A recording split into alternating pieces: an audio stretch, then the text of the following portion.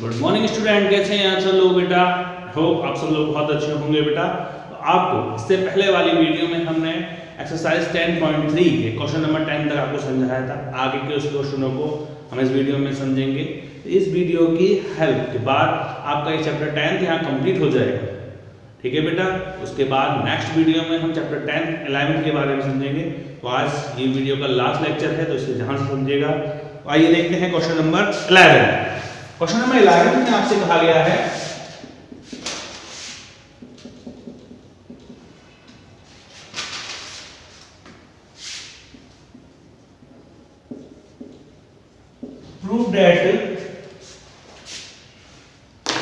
prove that the line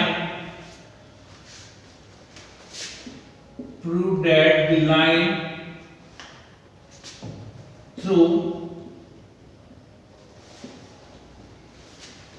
the point x1, y1 and parallel to the line ax plus by plus c equal to 0 is ax minus x1 plus by minus y1 equal to 0। ये आपको इसके अंदर proof करना है। तो बेटा आपको क्या दिख रहा है, इसकी जो स्लोप है वो किसके पैरेलल है, इसके। तो solution given that equation of line, क्या दिया आपको equation of line ax plus by plus c equal to 0। Slope m equal to कितना निकलेगा, minus a upon b। Now new equation of line parallel to the line ax plus by plus c equal to 0। अगर है तो इसकी जो m2 जो निकलेगी वो m1 के पैरेलल होगी। It means minus a upon b। Line की इक्वेशन क्या बनेगी, y minus y1 equal to m2 x minus x1। It means y minus y1 equal to minus a upon b x minus x1। b को आप यहां ले लीजिए, b y minus y1 equal to minus a x minus x1। Then a x minus x1 plus b y minus y1 equal to 0। ये आपको उसके अंदर show करना था। हो गया है प्रूफ, क्लियर बेटा। आपको समझ में आया। एक इक्वेशन की लाइन दी हुई थी ax plus by plus c equal to 0। Slope निकाली y को इतना प्लस से कंपेयरिंग करके, y m कितना आ गया माइनस a अपॉन b। ये लाइन इसके पैरेलल थी, तो m2 और m1 पैरेलल थे आपस में equal, minus a upon b। Equation line का फॉर्मूला लगा दिया। 1 पॉइंट एक पॉइंट से पास होती है, उसका फॉर्मूला जो होता है वो आपको पुट कर दिया। नोट करें बेटा आप इसे। आगे चलते हैं बेटा क्वेश्चन नंबर 12 पर। क्वेश्चन नंबर 12 है,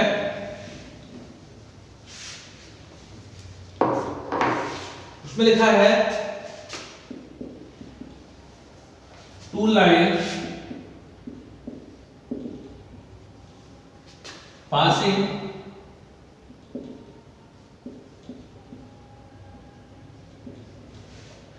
through the point 2, 3 intersect each other at an angle of 60 degree if slope of one line is 2, find equation of the other line। ठीक है बेटा, यानी दो लाइन जो आपस में एक दूसरे को कितने डिग्री के एंगल पे 60 डिग्री एंगल पे कट कर रही हैं। और पहले वाले की स्लोप जो दे रखी थी वो आपको कितनी दे रखी है उसके अंदर, given that m1 equal to 2 and theta equal to 60 degree. We know that angle between two lines, angle between two lines formula पढ़ा है आप सबने, tan theta equal to m2 minus m1 upon 1 plus m1 m2. tan 60 degree equal to m2 minus m1 के 2 upon 1 plus 2m2. clear? tan 60 root 3 equal to m2 minus 2 upon 1 plus 2m2. Cross multiply कर दीजिए, root 3 plus 2 root 3 m2 equal to m2 minus 2, then 2 root 3 minus 1 m2 equal to minus 2 minus root 3, then m2 equal to 2 plus root 3 upon 1 minus 2 root 3. Clear? इस value को आप उठा के रख दीजिए, that equation of line y minus y1 m2 x minus x1, then y minus y1 3 m2 की value आपके पास ये है, पुट कर दीजिए आप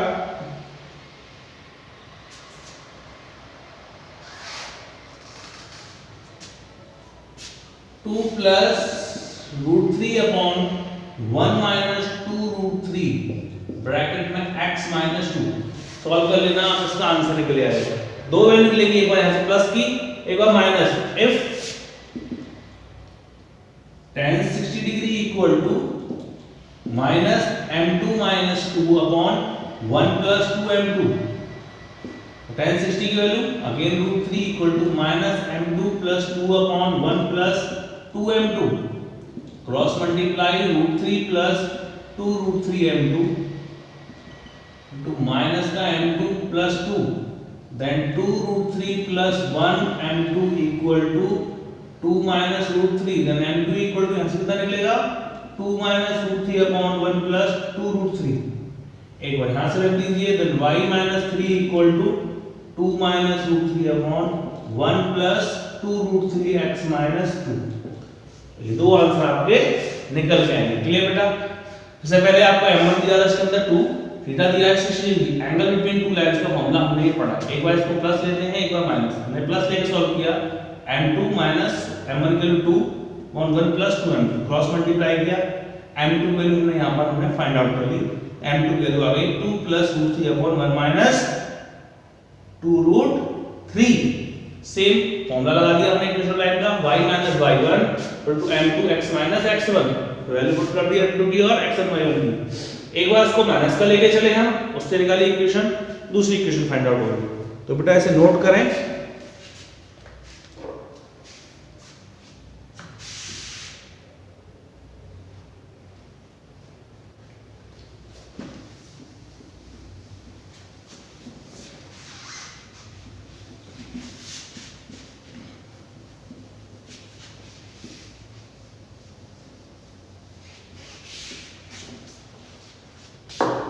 क्वेश्चन नंबर 13 है बेटा आपका,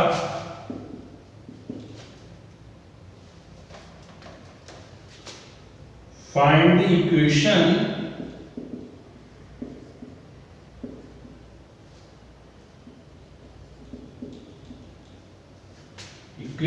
of the right bisector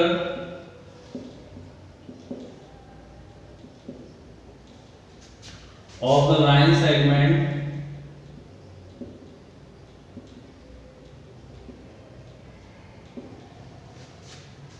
joining the point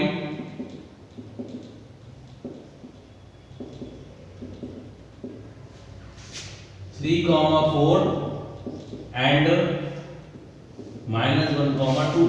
दो पॉइंट हैं, इनकी बीच में आपको जॉइंट राइट बाइसेक्टर, यानी एक पॉइंट था आपका -1,2 और दूसरा 3,4.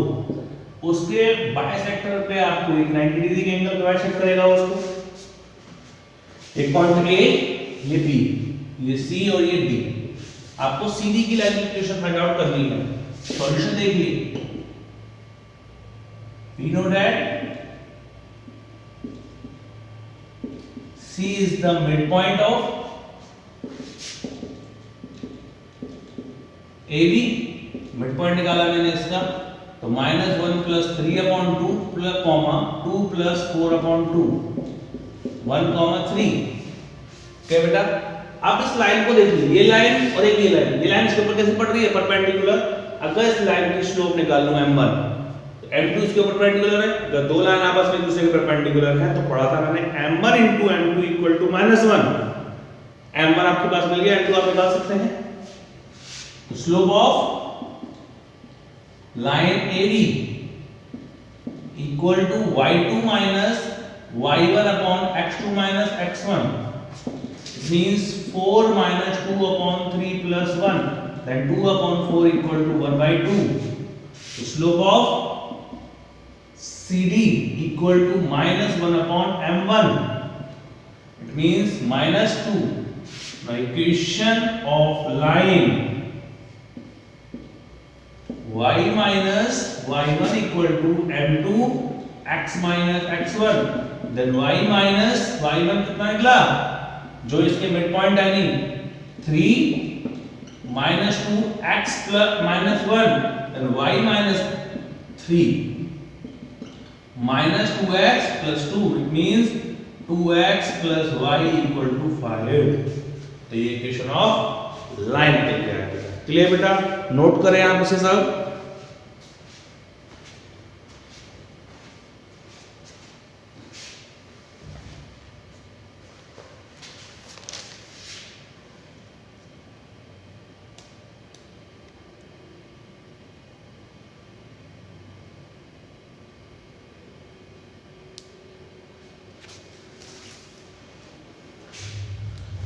चलिए बेटा, नोट किया आपने। अब आगे चलते हैं क्वेश्चन नंबर 14 पर।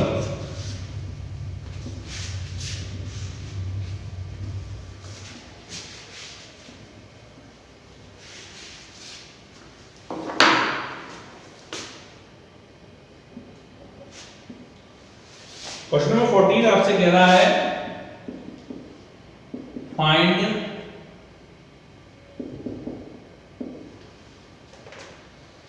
the coordinates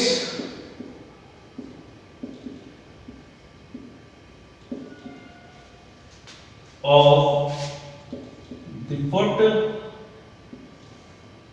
of perpendicular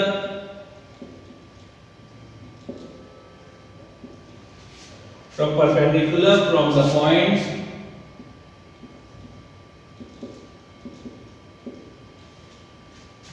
-1,3 to the line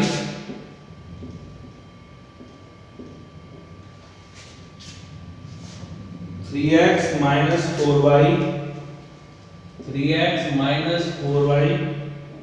minus 16 equal to 0। यानी फुट ऑफ द परपेंडिकुलर, यानी एक लाइन जा रही है आपकी 3x minus 4y और एक लाइन जा रही है आपकी इस लाइन की इक्वेशन दे रखी है 3x minus 4y minus 16 equal to 0। तो ये लाइन अगर इसकी निकालूं तो ये लाइन यहां पे इंटरसेक्ट हो रही होगी, तो सॉल्यूशन निकाल दीजिए आप। लाइन की इक्वेशन ऑफ लाइन कर दी हुई है आपको 3x minus 4y minus 16 equal to 0, then m1 equal to 3/4 a b c और d। तो स्लोप ऑफ CD निकालेंगे, slope of CD equal to minus slope of AB के इक्वल आएगा, स्लोप ऑफ AB माइनस की 4/3, यानी equation of line y minus y1 equal to minus 4/3 x plus 1, 3y minus 9 equal to minus 4x minus 4, then 4x plus 3y equal to 5। Equation second, equation first solving equation first and equation second, दोनों equation को आप solve कर दीजिए। 3x minus 4y equal to 16 and 4x plus 3y equal to 5। इस equation में 3 से इसमें 4 से 3 3 9x minus 12y equal to 16 3 48, 4 4 जा 16x प्लस 4 3 जा 12y 4 5 जा 20 ऐड किया cancel out 16 plus 9 25x equal to 68 then x equal to 68 upon 25 put in equation first 3x के लिए 68 upon 25 minus 4y minus 16 equal to 0 then 4y equal to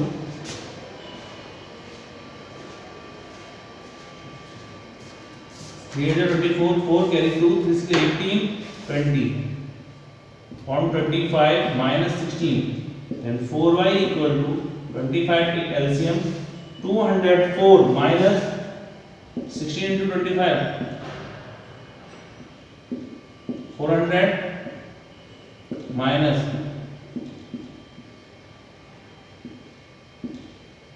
196 upon 25 4 6 गया 4 4 जा 16 4 9 36 then y equal to minus 49 upon 25 so foot of perpendicular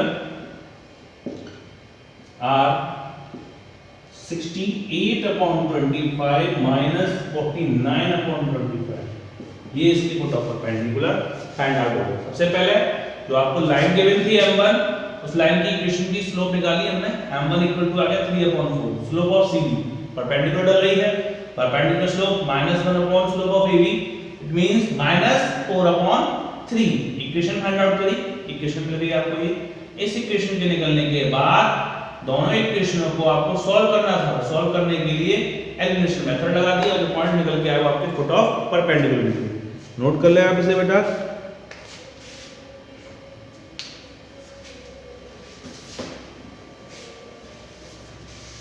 इसके बाद question number 15 को आपको खुद करना है बेटा क्वेश्चन नंबर 16 ठीक है बेटा क्वेश्चन नंबर 15 आपको खुद करना है question number 16 most important question है ये एक्सरसाइज का if P and Q are the length of perpendicular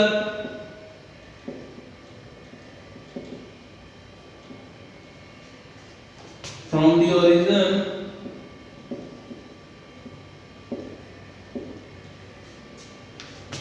to the line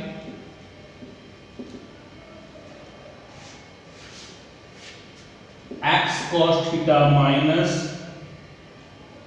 y sin theta equal to k cos 2 theta and x sec theta plus y cosec theta equal to k आपको prove करना है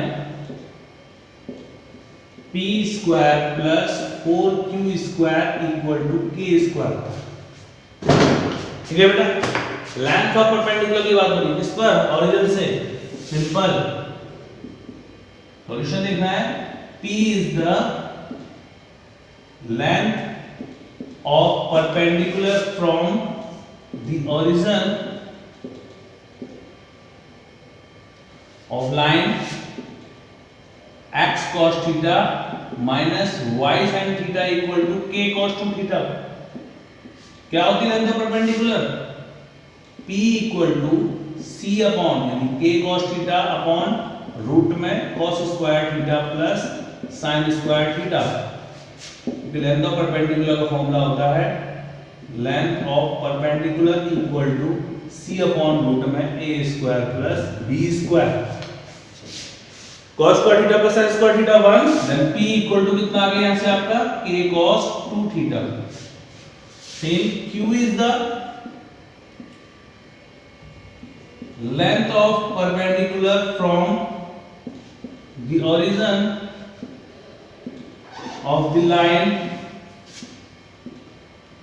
x sec theta plus y cosec theta equal to k sin cos में break कर लीजिए x upon cos theta plus y upon sin theta equal to k क्या बनेगी line x sin theta plus y cos theta equal to k sin theta into cos theta.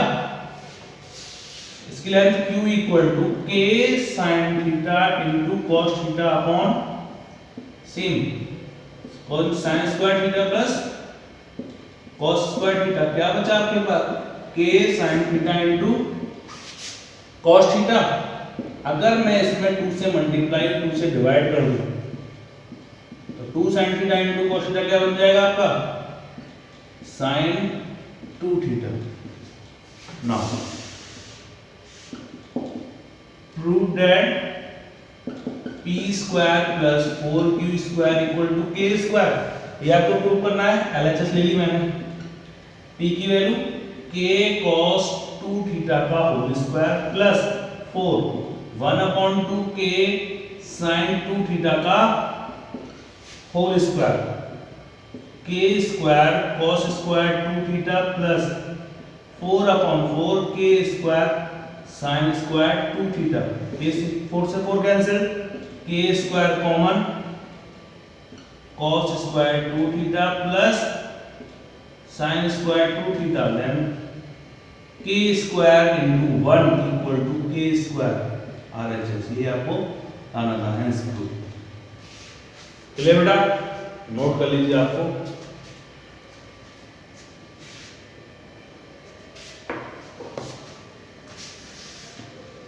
इसके बाद question number 18 इस exercise का last question है ये।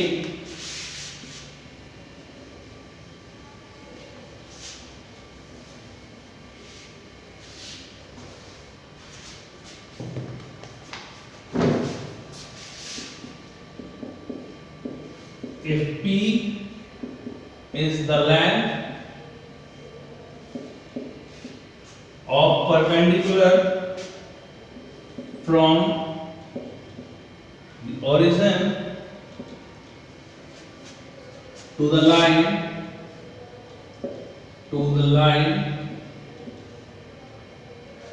whose intercept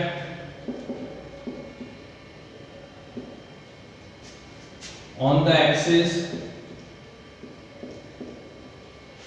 A and B, then should at 1/p square equal to 1/a square plus 1/b square। ये आपको show करना है। तो आपको इंटरसेप्ट दे रखे हैं। ये लाइन है आपकी, ये होते हैं इंटरसेप्ट। यहां से यहां तक x एक्सिस पे इंटरसेप्ट a और y एक्सिस पे इंटरसेप्ट दे रखा है आपको b। तो ये पॉइंट हो गया आपका a, 0, ये हो गया a, b। we know that जब इंटरसेक्ट होते हैं तो इक्वेशन ऑफ लाइन क्या होती है आपकी? x upon a plus y upon b equal to 1। Length of perpendicular equal to c upon root में a square plus b square. ये पढ़ा है हमने। लेंथ ऑफ परपेंडिकुलर कितनी रखी है आपको? p, c का पॉइंट 1 अपॉन रूट में 1/a square plus 1/b square cross multiply then root में 1/a square plus 1/b square equal to 1/p squaring both side दोनों तरफ आप स्क्वायरिंग कर दीजिए then 1/a square plus 1/b square equal to 1/p square. यही आपको इसके अंदर शो करना है। क्लियर बेटा? तो इस क्वेश्चन के साथ नोट कर लीजिए इसे।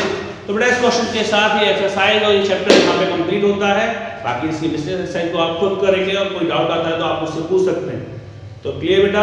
आगे नेक्स्ट वीडियो में हम चैप्टर नंबर 11 कॉनिक सेक्शन के बारे में समझेंगे, जो आपके लिए बहुत ही इंपॉर्टेंट चैप्टर है आपके लिए, जो 12th में आपके लिए बहुत ही इंपॉर्टेंट चैप्टर होगा, जिसकी इक्वेशन आपके लिए चैप्टर 12th में चैप्टर 8 एप्लीकेशन ऑफ इंटीग्रल जब पढ़ेंगे तो बहुत इंपॉर्टेंट आएगा उसके लिए। तो चैप्टर की वीडियोस को जरूर देखिएगा। यहाँ तक वीडियो देखने और समझने के लिए थैंक यू सो मच बेटा।